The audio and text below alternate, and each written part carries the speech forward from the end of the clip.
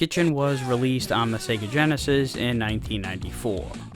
I remember getting this game for Christmas, and upon looking at the back cover and noticing the visual similarities, I said, I hope this is Road Rash on rollerblades.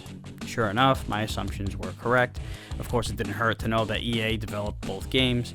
In fact, it used the same engine as Road Rash, and follows a similar path in the one-player mode. Only rather than qualifying through 5 different tracks in the order of your choosing before advancing to the next level, you follow a linear path of 12 different tracks across North America.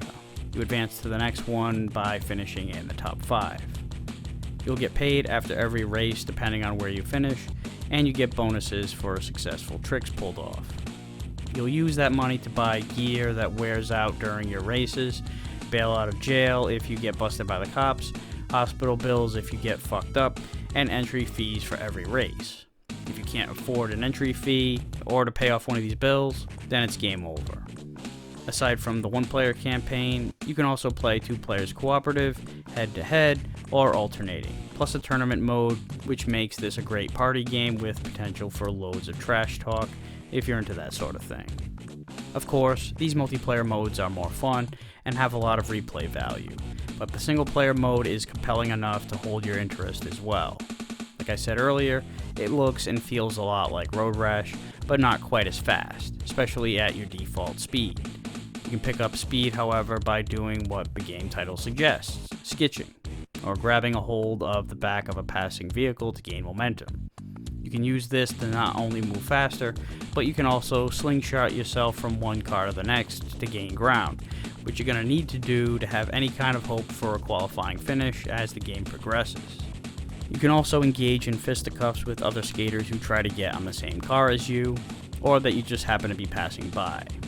Aside from your fists and feet, you can pick up weapons on the ground, like a chain, pipe, or bat.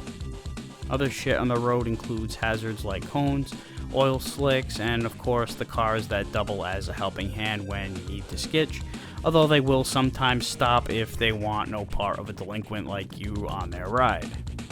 You'll also find ramps scattered throughout the course where you can pull off tricks to give you the bonus dollars I mentioned earlier. Aside from that, there's not a whole lot more to the game. It's pretty straightforward. There isn't much in the way of a plot. I mean, they do have these little cutscenes between races with an announcer that interviews some of the skaters and hypes up the race, but it's pretty generic and doesn't carry any kind of a storyline. The controls are good, and the animation is smooth. For the time, it looked realistic enough to the point where seeing a skater go ass over tea kettle after getting slammed from behind by a car and rolling around on the pavement could make you squeamish. They actually had to put a disclaimer up to warn people not to do the crazy shit that these idiots in the game perform. One of the standout aspects of the game is the soundtrack. It fucking rocks. There are 16 tracks total, and you can pick whichever one you want to accompany you through the race. Songs aren't associated with particular stages, which I think is really cool in a linear game because so often the music from the early stages of a game can get tiring from hearing them so much, while the later stages aren't heard nearly enough.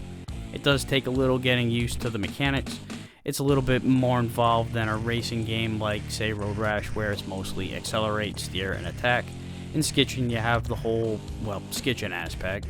And just with that, I had to shake the habit of keeping my acceleration going while still trying to grab a bumper. You can only coast while reaching out.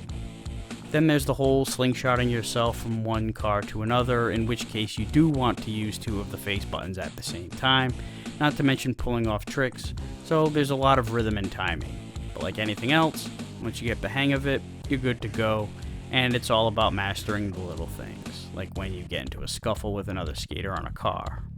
Instead of kicking his ass, maybe you're too close to the edge and you just want to get the hell out of there and move on to the next one. Or maybe there are 2 other guys on there and you can let them fight it out amongst each other. You gotta know when to hold them and when to fold them.